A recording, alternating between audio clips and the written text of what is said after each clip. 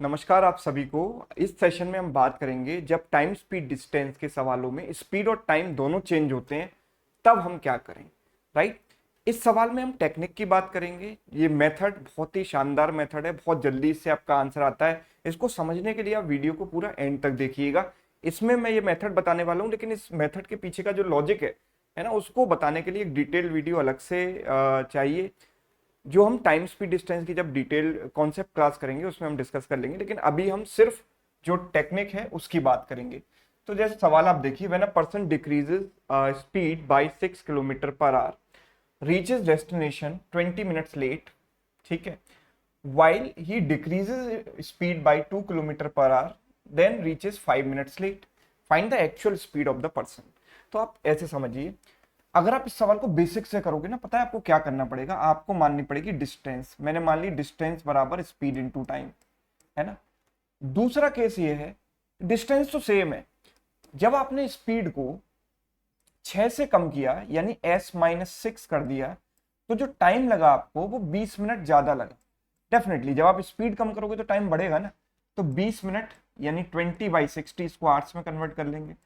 और तीसरी कंडीशन है ये कि डिस्टेंस बराबर, जब आपने स्पीड को डिक्रीज किया 2 से तो s-2, तो टाइम जो है जब आप स्पीड कम करोगे तो डेफिनेटली टाइम ज्यादा लगेगा, 5 मिनट ज्यादा लग रहा है, t+5/60। राइट। अब इन तीन इक्वेशंस को आप कैसे सॉल्व करेंगे, पहले इन दोनों को इक्वेट करेंगे तो s और t में एक रिलेशन आएगा, फिर फर्स्ट और थर्ड को आप इक्वेट करोगे तो s और t में एक दूसरी इक्वेशन आएगी, है ना, फिर आप उनको सॉल्व करोगे। So it will take a lot of time to solve this question.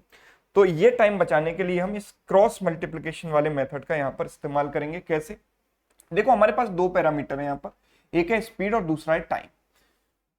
अगर हम स्पीड को 6 से बढ़ाते हैं, 6 किलोमीटर पर आवर बढ़ाते हैं, तो टाइम हमें 20 मिनट्स, सॉरी डिक्रीज करते हैं स्पीड को, 6 से डिक्रीज करते हैं तो टाइम 20 मिनट ज्यादा लगता है। यानी स्पीड में कम हुआ तो माइनस और टाइम में इंक्रीज हुआ तो प्लस। राइट। डेफिनेटली एक चीज बढ़ेगी तो दूसरी चीज घटेगी, स्पीड टाइम का ऐसे ही चलता है ना। अगर स्पीड 2 से कम की तो टाइम 5 मिनट ज्यादा लग रहा है, तो हमने ऐसे लिख लिया। और स्पीड और टाइम में डायरेक्ट दो इक्वेशन हम यहां पर कैसे निकाल सकते हैं, तो इसके लिए आपको करना है क्रॉस मल्टीप्लाई। कैसे, देखो s इंटू 20 यानी 20 इंटू एस हो गया ये, प्लस -6 इंटू टी यानी -6t हो गया, और बराबर में हम क्या लिखेंगे, इन दोनों का पॉजिटिव प्रोडक्ट। इन दोनों का पॉजिटिव प्रोडक्ट क्या होगा, 20 इंटू 6 120। एक कंडीशन ये आ गई, और सेम चीज हम यहां पर भी करेंगे, तो 5 इंटू एस, ठीक है, -2 इंटू टी बराबर इन दोनों का पॉजिटिव प्रोडक्ट कितना हो गया, 10।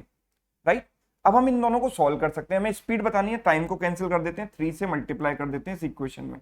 3 से मल्टीप्लाई करेंगे तो हमें मिलेगा 15s -6t बराबर 30। और ये वाली इक्वेशन एक मेरे पास है और एक ये वाली है, इसमें से इसको माइनस कर दो, 60 से 60 कट जाएगा, 5s बराबर कितना आ जाएगा, 90। तो s बराबर कितना आ गया, 80। तो आप ध्यान रखिए कि स्पीड की जो वैल्यू आएगी ना वो किलोमीटर पर आवर में आएगी। क्यों, क्योंकि आपने जो स्पीड की यूनिट रखी है यहाँ पर वो किलोमीटर पर आवर में रखी है। राइट। अगर आप t वेरिएबल t की वैल्यू निकालोगे तो वो वैल्यू आएगी मिनट्स में, क्योंकि ये जो वैल्यू आपने 20 और 5 रखी है ना, ये मिनट में रखी है। तो फिलहाल तो हमें t की वैल्यू निकालने की जरूरत ही नहीं है, हमारा आंसर आ गया 18 kilometre per our. Next question अगर हम देखते हैं, देखिए if speed of train increases by 10 kilometre per our, तो अगेन स्पीड एंड टाइम दो चीजें हैं। स्पीड को हमने बढ़ाया किससे, 10 से बढ़ाया, 10 इंक्रीज किया तो +10, तो टाइम कम लगेगा हमको, 1 घंटा कम लगता है ना। 1 घंटे को मैं 60 मिनट लिख दूं, ठीक है, तो -60, ठीक है, मिनट्स में ले लेते हैं हम इसको, टाइम को हम ले लेते हैं मिनट्स में। आगे अगर देखें, speed increases by 10 kilometre further, तो देखो यहां पर जो चेंज लिखते हैं ना वो बिल्कुल इनिशियल से चेंज लिखते हैं। तो 10 तो हम पहले ही बढ़ा चुके थे, 10 और बढ़ा दिया, तो इनिशियल से कितना चेंज हुआ, 20 का चेंज हुआ, तो +20। Time again reduces by 45 minutes, तो पहले टाइम 60 मिनट रिड्यूस हो चुका था, 45 और रिड्यूस हो गया, तो टोटल रिडक्शन इनिशियल से कितना हो गया, 60 + 45 यानी 105 मिनट। राइट। अब हम यहां पर सेम मेथड का इस्तेमाल करेंगे, क्रॉस मल्टीप्लिकेशन। देखो 10 इंटू टी -60 इंटू एस, तो 10t -60s इक्वल टू इन दोनों का पॉजिटिव प्रोडक्ट कितना आ गया 600। और इसी तरीके से यहां पर 20 इंटू टी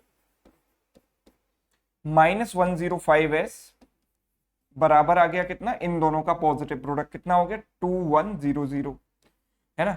अब हम इन दोनों को सॉल्व कैसे करें, इसको 2 से मल्टीप्लाई करके यहां लिख देते हैं, कितना आ जाएगा ये 20t -120s इक्वल्स टू 1200।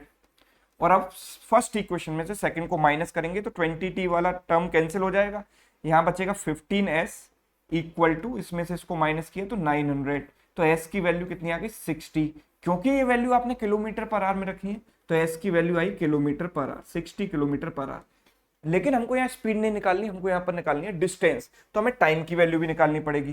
तो t की वैल्यू क्या आएगी, x की जो s की वैल्यू 60 आप यहाँ रख दो तो हो गया 3600, 3600 प्लस 600 4200 बाई 10 420 आएगा। लेकिन ये वैल्यू आपने मिनट्स में रखी थी तो ये आंसर ये मिनट में आएगा, टाइम की वैल्यू मिनट में आएगी। इसको आवर्स में कन्वर्ट करने के लिए 60 से डिवाइड किया सो इट इज 7 आवर्स, और स्पीड और टाइम का मल्टीप्लाई करेंगे तो डिस्टेंस आ जाएगी 60 इंटू 7, 60 इंटू 7 यानी कि 420 kilometre, right. So this is the required answer. But एकदम सिंपल मेथड है, दो सिंपल सी इक्वेशन आती है, उनको बस आपको सॉल्व करना है और कुछ नहीं। तो अगर आपको ये मेथड समझ में आ गया है तो ये सवाल आपके लिए होमवर्क है, सभी लोग इसको ट्राई करेंगे और सबके लिए कमेंट में इसका आंसर करना कंपलसरी है, राइट। और आप सोचिए कि ये मेथड कैसे आ रहा है, खुद से निकालने की कोशिश करिए, खुद इनोवेट करने की कोशिश किया कीजिए, राइट। मैं तो इसका जो डिस्कशन है ये मेथड आता कैसे है, जब टाइम स्पीड डिस्टेंस की बेसिक क्लास होगी उसमें बता दूंगा आपको डिटेल में, लेकिन तब तक आप खुद से सोचिए कि कैसे ये मेथड आता है। अगर आपको ये वीडियो पसंद आया तो अपने दोस्तों के साथ इसको ज्यादा से ज्यादा शेयर कीजिएगा, और अगर आप चैनल पर नए हैं तो चैनल को सब्सक्राइब करके बेल आइकन प्रेस कर देना ताकि आने वाले सेशंस का नोटिफिकेशन आपको मिल जाए। Thank you so much.